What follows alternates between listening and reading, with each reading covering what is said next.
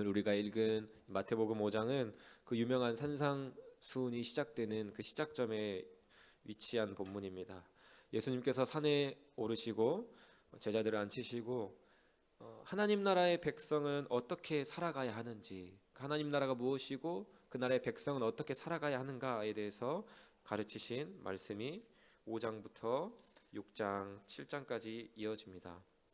오늘 우리가 읽은 이 본문은 하나님 나라 백성들이 이 땅에서, 나아가 세상에서 어떤 정체성을 가지고 어떤 영향력을 끼치고 살아가야 하는지를 선언하시는 말씀입니다. 너무나도 유명한 말씀이죠.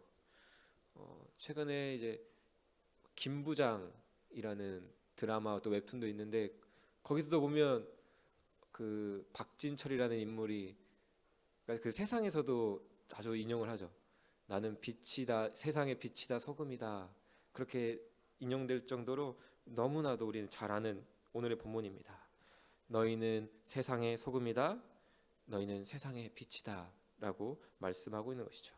세상을 향한 사랑과 섬김을 예수님께서는 말씀하고 계십니다. 특별히 어두운 데를 밝히고 맛을 잃은 그 세상 가운데, 그 어두운 세상을 비추이고 맛을 잃은 세상이 다시 맛을 내게 하는 그 회복의 자리로 너희가 나아가라 라고 말씀하고 있는 본문이 바로 오늘 우리가 읽은 이 말씀입니다. 사랑하는 성도 여러분, 이 말씀을 들었을 때에 어떠한 마음이 생기시나요? 드시나요? 나는 세상의 빛이요, 너희는 세상의 빛이다, 너희는 세상의 소금이다 라고 말씀하시는 이 예수님의 말씀을 들었을 때 우리가 느끼는 감정들은 사명감, 또 의무감, 또 부담감도 느껴지고 불편함도 느끼는 것 같습니다. 왜 그럴까라고 생각했을 때 뭔가 우리가 결단해야 될 것 같고 뭔가 막중한 임무처럼, 명령처럼 느껴진다라는 것이죠. 우리는 이 빛과 소금이 다, 너희는 세상의 빛이다, 소금이다라는 말씀을 그 누구도 그렇게 말하지 않았는데 빛과 소금이 되어야 한다라는 그 명령으로 우리가 오해하곤 합니다. 하지만 예수님께서는 우리에게 소금이 되라, 빛이 되라 라고 명령하신 적이 없죠. 너희는 세상의 빛이다, 소금이다, 그 존재를 이미 선언하셨습니다. 16절의 마지막에만 한번 이같이 너희 빛이 사람 앞에 비치게 하라 라고 마지막에만 그 명령하고 말씀하실 뿐인 것이죠.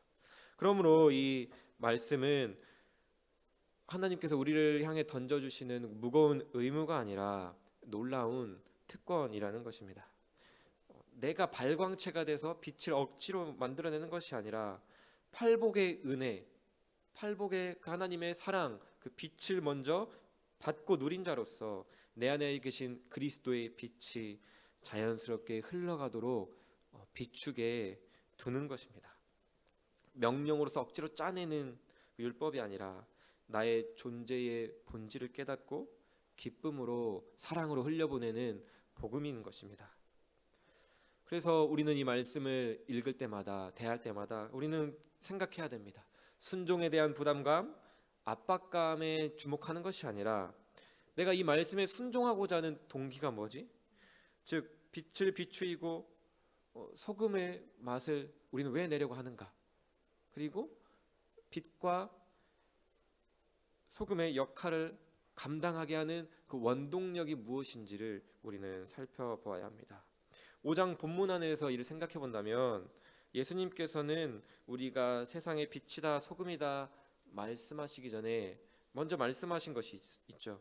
그게 바로 5장 1절부터 11절까지 우리가 팔복으로 알고 있는 바로 그 본문입니다. 예수님은 너희는 세상의 빛이다, 소금이다 말씀하시기 전에 가장 먼저 팔복을 선포하셨습니다.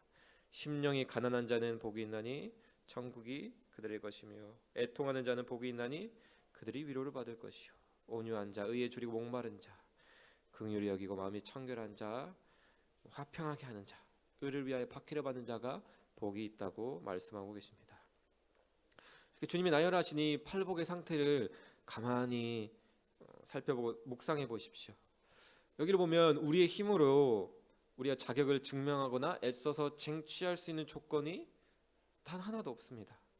팔복은 철저하게 하나님의 은혜를 입은 자의 상태요, 그리고 그 은혜를 알기에 계속해서 그 은혜를, 그 복을 구하는 자의 모습을 보여주고 있습니다. 즉 우리가 빛과 소금으로 살아갈 수 있는 유일한 원동력은 주님이 먼저 우리에게 거저 부어주신 이 팔복의 은혜, 곧 천국의 맛을 보고 그 천국의 맛을 우리가 회복하고 하나님의 사랑을 듬뿍 받은 그 경험에서 나온다라고 하는 것입니다. 그렇기 때문에 우리가 소금의 빛과 세상의 빛과 소금의 사명을 감당하기 위해 몸부림치기 이전에 먼저 이 팔복의 은혜를 하나님께 구하며 나아가야 하는 것입니다. 왜냐하면 사랑을 받아본 자만이 사랑할 수 있고 천국의 기쁨, 그 천국의 기쁜 그 짠맛을 맛본 자만이 그 맛을 세상에 낼 수 있기 때문입니다. 그래서 바울 사도 역시 에베소서 5장에서 순종과 서로 사랑하라는 이 명령을 하기 전에 우리의 존재의 정체성을 이렇게 상기시켰습니다. 에베소서 5장 1, 2절 말씀에 그러므로 사랑을 받는 자녀같이 너희는 하나님을 본받는 자가 되고 그리스도께서 너희를 사랑하신 것 같이 너희도 서로 사랑하라. 너희도 사랑 가운데서 행하라. 항상 너희는 이미 사랑받는 자녀다. 그리스도께서 사랑하신 것처럼 사랑하라. 먼저 받은 그 사랑을 기억하게 하는 것이죠. 우리가 우리 주일 이제 작년부에서는 이제 살펴보지 않았지만 또 교육부서에서는 이제 에베소서 5장 말씀을 통해 이제 말씀의 은혜를 나눴는데요. 저는 이제 가장 그 묵상이 됐던 게 세월을 아끼라 때가 악하니라라는 이 말씀이었습니다. 이 세월을 아끼라라는 그 말씀을 이제 원어로 보면 이 아끼라라는 단어가 속량하다라는 단어입니다. 그리스도께서 우리 죄를 속량하셨다라고 할 때 그 동일한 단어가 사용됐습니다. 그러니까 우리를 향해서 너희의 세월을 속량하라, 건지라라고 말씀하시는 것이죠. 이 말씀은 무엇입니까? 예수님께서 우리의 죄에서 속량하셨으니 이제 우리의 인생도 주님의 것이요 우리의 세월과 우리의 시간도 주님의 것이라고 말씀하고 있는 것이죠. 그래서 세월을 건지라, 세월을 아끼라라는 말은 세상으로부터 빼앗기고 자기 중심성으로부터 빼앗긴 너희의 시간을 건져서 주님 앞에 올려드리라라는 그 말씀으로 깊이 묵상이 되었습니다. 그러면서 내게 주어진 이 시간, 내게 허락하신 이 세월, 이 하루 동안 내가 무엇을 해야 될까라고 생각했을 때 한 문장으로 정리가 되었습니다. 하나님께서 내게 허락하신 시간, 깨어있는 그 모든 시간은 사랑하는 시간이다. 사랑받고 사랑하는 시간이다. 하나님을 사랑하고 또 누군가를 사랑하는 그 시간이라고 생각이 되고 묵상이 되면서 그렇게 생각만 해도 참 행복했던 것 같습니다. 오늘 말씀과 연결시켜 본다면 빛과 소금의 기능에서 역할에서 우리는 생각할 수가 있는 것이죠. 소금이 어떻게 맛을 낼 수가 있을까요? 소금 그대로 있으면 소금이 맛을 내지 못하죠. 그 소금이 녹아져서 짠맛을 내야 그 맛이 진정으로 나는 것처럼, 그리고 촛불에 초가 타야지 빛이 나는 것처럼 그리스도인들의 희생적인 삶과 그 섬김을 통해 하나님의 사랑과 거룩함이 드러난다는 것입니다. 그래서 하나님께서는 오늘 이 말씀을 통해 너희가 그 빛으로 타오르고 소금으로서 녹아내라 라고 우리에게 말씀하고 계신 것입니다. 그렇다면 여기서 우리에게 또 한 가지 또 고민이 되죠. 그렇다면 이 사랑으로 세상을 섬기기 위해 내가 오늘 하루 무엇을 해야 될까? 무엇을 할 수 있을까? 또 부담감이 느껴집니다. 뭔가 대단한 일을 해야 될 것 같고 좀 거창한 사랑을 해야 될 것 같은 부담감이 있죠. 그러나 빛과 소금의 또 다른 특징을 한번 생각을 해보십시오. 이 빛과 소금은 거창하게 아주 특별한 곳에만 사용되는 게 아니라는 것입니다. 지금 이 본당을 비추고 있는 것도 빛이죠. 우리가 어딜 가서도 불을 켜고 공간을 사용하고요. 어떤 음식에도 조금씩이라도 소금 간이 돼 있습니다. 지극히 평범한 우리 일상에서 반복되는 것이 빛과 소금의 역할이라고 한다는 것입니다. 그렇기 때문에 빛과 소금으로 살아가는 것이 대단한 또 무거운 어려운 일이 아니라 여러분의 일상 속에서 아주 일상적인 사랑으로 할 수 있다는 것을 기억하시기 바랍니다. 관심, 따뜻한 말 한마디,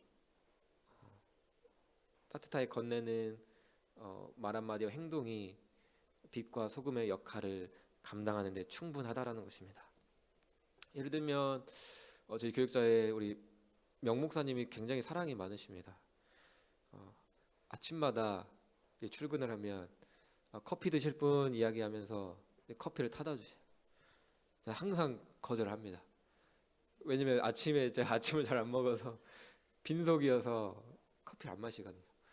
그래도 계속 항상 물어봐 주세요. 커피 마실 분, 오늘은 아침 먹고 왔을 수도 있으니까. 그러면서 정말 사랑이 많으시구나. 정말 그 사랑을 보고 배웁니다. 정말 대단한 게 아니라 그렇게 뭐 필요한 거 있는지 생각해주고, 내가 할 때 내가 필요하다면 옆에 있는 이도 필요하겠지, 한번 물어봐주고 하는 것이 정말 이 사랑의 실천인 것이죠. 저도 이런 말씀을 준비하고 또 지난주 말씀을 묵상하면서 지금 아내가 이제 둘째를 출산하고 조리원에 있는데 빛가람 종합병원 맞은편에 또 우리 동네 유명한 빵집 있죠. 거기서 이제 아내 빵도 사주고 평소라면 그냥 나왔을 텐데 그렇게 커피를 타주려고 하시던 우리 명 목사님, 또 우리 전 목사님, 강도사님 생각나면서 빵 좀 사가야겠다. 그렇게 이제 빵 사가서 이제 나눠드리는데 많이들 안 드시더라고요.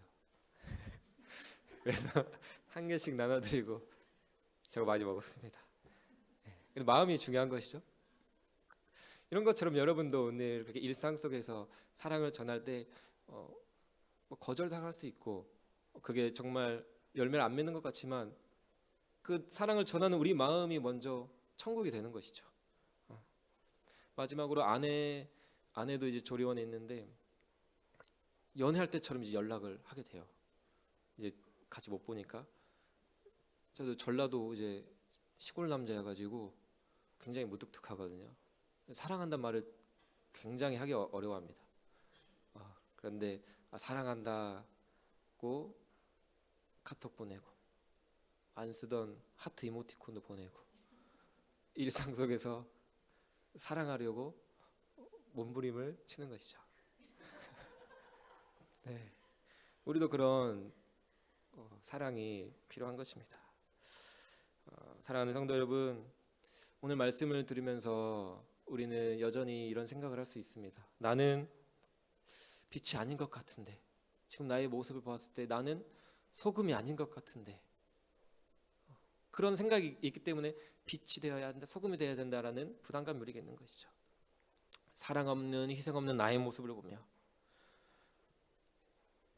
빛이 아닌 것 같고 소금이 아닌 것 같은 그 느낌, 그 감정이 있는 것이죠. 그래도 여러분, 소금은 소금입니다.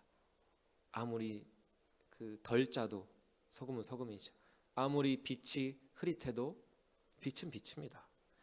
거울에 먼지와 때가 잔뜩 끼어 있다고 해서, 그래서 거울에 비친 내 모습이 흐릿하다고 해서 거울이 아닌 것처럼, 거울이 아닌 것은 아닌 것처럼, 싱거운 것 같은 나의 삶의 열매에도 불구하고, 희미해 보이는 나의 순종의 모습에도 불구하고 우리는 여전히 세상의 소금이요 빛이다 라고 하나님께서 오늘 우리에게 말씀하십니다.